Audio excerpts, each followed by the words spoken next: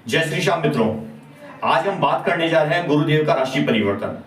जैसा कि आप सभी की जानकारी में है, गुरुदेव 2 जून 2026 को 2:25 लगभग अपनी राशि का परिवर्तन कर रहे हैं। वर्तमान में गुरुदेव मिथुन राशि के अंदर विराजमान है। जो अब वह राशि परिवर्तन करने के लिए जा रहे हैं वह कर्क राशि होगी।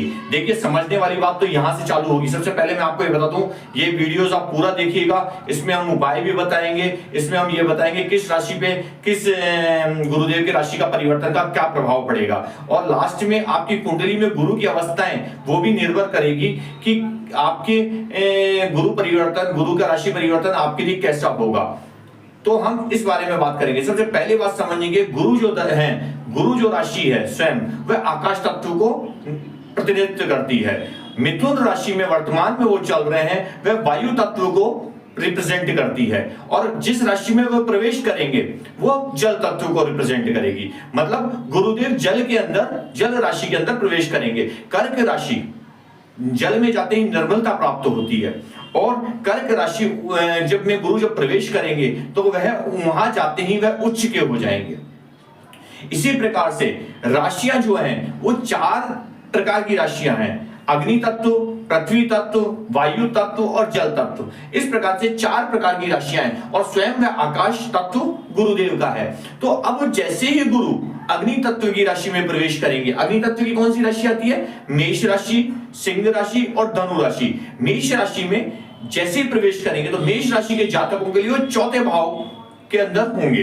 जब 4थे भाव में होंगे तो 4था भाव भूमि सुख से संबंधित है, माता से संबंधित है। तो इसमें जैसे ही वो जाएंगे भूमि भवन में, माता में, सुख समृद्धि में, वाहन में वृद्धि करना चालू कर देंगे। तो ये सुख की वृद्धि करने के लिए मेष राशि वालों के लिए वो समय आ रहा है जिसमें सुख की वृद्धि होगी। सिंह राशि वाले जातकों के लिए ये 12वें भाव में जाते हैं। देखिए, 12वां भाव कष्ट का भी भाव है, और साथ में 12वां भाव में आध्यात्मिकता से भी जुड़ा हुआ है। ये आध्यात्मिकता को बढ़ा देंगे। अगर व्यक्ति आध्यात्मिकता के अंदर जुड़ जाएगा तो उसको सुपरिणाम मिलेंगे, और अगर व्यक्ति अध्यात्म से दूर हो जाएगा तो उसके कुप्रभाव मिलेंगे। तो 12वें घर में अगर सिंह राशि वाला व्यक्ति धार्मिक कार्य करता है, धर्म से जुड़ा रहता है, तो उसके लिए ये गोल्डन पीरियड साबित हो सकता है। इसमें उसकी मनोकामना पूर्ण हो सकती है। लेकिन अगर वह अधर्मी कार्य करेगा तो उसको तकलीफ आ सकती है। अब बात करते हैं धनु राशि। धनु राशि में गुरुदेव 8वें भाव पे होंगे।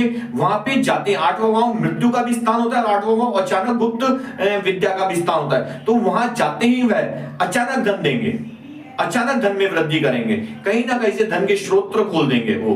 तो धन मेष राशि वालों के लिए सुख का काम करेगा, सिंह राशि वाले के लिए अध्यात्म बढ़ाने का काम करेगा, धनु राशि वाले के लिए ये अचानक धन देने का कार्य करेगा। तो गुरु का राशि परिवर्तन अग्नि तत्व के लिए इस प्रकार रहेगा। अब बात करते हैं पृथ्वी तत्व की राशि। तो पृथ्वी तत्व में 3 राशियां आती है: वृषभ राशि, कन्या राशि और मकर राशि। जो वृषभ राशि है उसमें 3रे भाव में गुरुदेव रहेंगे। तो वो क्या करेंगे? छोटी मोटी यात्राएं करवाएंगे जिसमें भी लाभ देंगे। जो छोटी यात्राएं होगी उसमें लाभ मिलेगा। कन्या राशि में 11वें भाव में होंगे, ये आय में वृद्धि करवाएंगे। 11वें भाव में जाके उसकी जो व्यक्ति है उसकी आय के स्रोतों में वृद्धि करवा देंगे, आय का सूत्र बढ़ा देंगे। और मकर राशि जो है उसके 7वें भाव में होंगे, अर्थात 7वां भाव दाम्पत्य जीवन से संबंधित होता है। तो वैवाहिक जीवन में जो कष्ट आ रहे हैं या कोई कठिनाई हो, या वैवाहिक जीवन को सुदृढ़ बना देंगे, सुख समृद्धि कर देंगे। किसी की विवाह नहीं हो रहे हैं तो उसके विवाह भी संपन्न करवाने का योग बना देंगे। इसके बाद हम बात करते हैं वायु तत्व की राशि का। वायु तत्व की राशि में भी 3 राशियां हैं: मिथुन राशि, तुला राशि और कुंभ राशि। तुला राशि के 2रे भाव में गुरुदेव होंगे, और वहां पे जाके 2रा भाव धन का भाव है, धन में वृद्धि करा देंगे, संचय होने लग जाएगा, धन रुकने लग जाएगा, धन की वृद्धि कराएंगे। तुला राशि 10वें भाव में गुरुदेव होंगे, कार्य क्षेत्र में प्रमोशन करवाएंगे, कार्य क्षेत्र में वृद्धि करवाएंगे। कुंभ राशि 6ठे भाव में है, जो पुराने रोगों को जो लगे हुए हैं उनसे निवृत्त करा देंगे। लेकिन गुप्त शत्रुओं से सावधान रहना, क्योंकि गुप्त शत्रुओं का ये घर भी है। यहां पे गुप्त शत्रु बली हो सकता है, लेकिन पुराने जो रोग होंगे उससे आपको निवृत्त करवा देंगे। अब बात आती है जल तत्व राशि की। मित्रों, जल तत्व राशि में एक राशि आती है कर्क राशि, वृश्चिक राशि और मीन राशि। हम कर्क राशि की बाद में बात करेंगे, पहले बात करेंगे वृश्चिक राशि की। वृश्चिक राशि 9वें भाव में सूर्य गुरुदेव विराजमान होंगे, जो भाग्य का स्थान है। भाग्य में वृद्धि करवा देंगे, मतलब उसका भाग्य तीव्र गति से दौड़ने लग जाएगा। मीन राशि जिसमें 5 भाव होंगे, संतान भाव में गुरुदेव के आने से संतान की तरफ से सुख या संतान की तरफ से कोई शुभ समाचार या संतान की प्रगति करवा देंगे। अब बात आती है जिस राशि में स्वयं गुरुदेव जा रहे हैं, जैसे कर्क राशि जो जल तत्व की राशि है, जिसमें गुरुदेव अगर जाते हैं तो गुरुदेव उसके अंदर जल तत्व में जैसे ही जाएंगे उच्च के हो जाएंगे। ऐसा व्यक्ति अध्यात्म से जुड़ जाएगा, ऐसा व्यक्ति आध्यात्मिक कार्य करेगा, ऐसा व्यक्ति का समाज में प्रतिष्ठा बनेगी, ऐसे व्यक्ति के धन वृद्धि होगी, ऐसा व्यक्ति नैतिकताओं के ऊपर चलेगा, ऐसा व्यक्ति समाज में प्रतिष्ठा प्राप्त करेगा। तो इस प्रकार से ये 12 राशियों पे इसका इंपैक्ट आएगा, असर आएगा।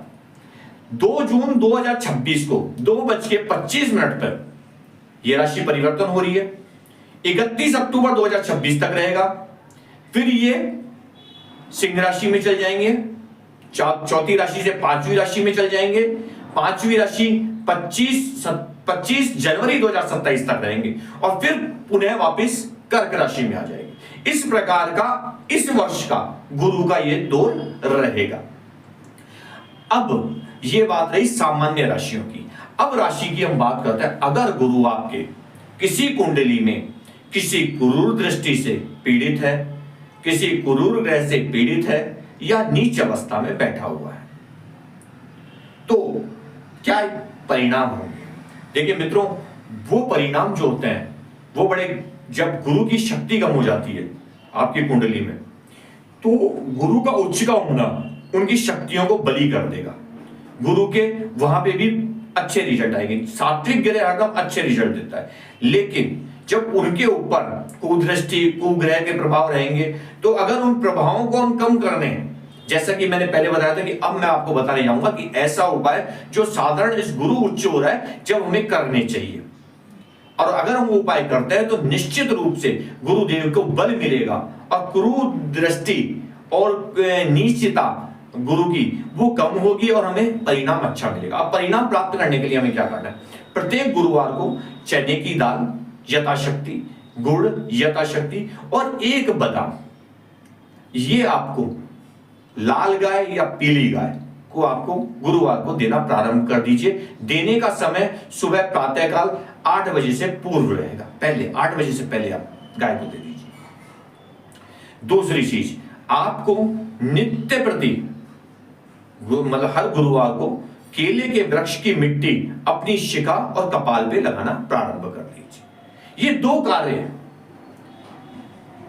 कार्य आपको गुरुदेव की कृपा प्राप्त करवा देंगे और आपकी समस्याओं का समाधान हो जाएगा। जिन सनातन वासियों के, जिस हिंदू संप्रदाय के गुरु बने हुए हैं, गुरु दीक्षांत है, उनसे निवेदन है, वैसे तो नित्य प्रति गुरु माला का जाप करना चाहिए, किन्हीं कारणों से वो गुरु मंत्र का जाप नहीं कर रहे हों तो उन्हें इस गुरु के राशि परिवर्तन पे जाप करना जरूरी रहेगा, क्योंकि जब गुरु के मंत्र का जाप करेंगे तो गुरु की उच्चता बढ़ेगी, गुरु में पावर बढ़ेगा, क्योंकि वर्तमान संवत के अधिपति राजा भी गुरुदेव ही है और गुरुदेव के राजा होने से, गुरुदेव के उच्च में होने से शुभ परिणाम मिलने की संभावना ज्यादा हो जाती है। मतलब हमारे लिए ये शुभ पीरियड, जिसे गोल्डन पीरियड कहते हैं, वो हमारे लिए साबित हो सकता है। ये जो जून से लेके अक्टूबर महीना है, ये तो खास तरह से हम इसका फल प्राप्त कर सकते हैं। तो मित्रों, आपसे निवेदन है आप ये उपाय करें और गुरुदेव महाराज का मंत्र का जाप करें। जिनके गुरुदेव नहीं है वो भगवान नारायण के मंत्रों का जाप करें।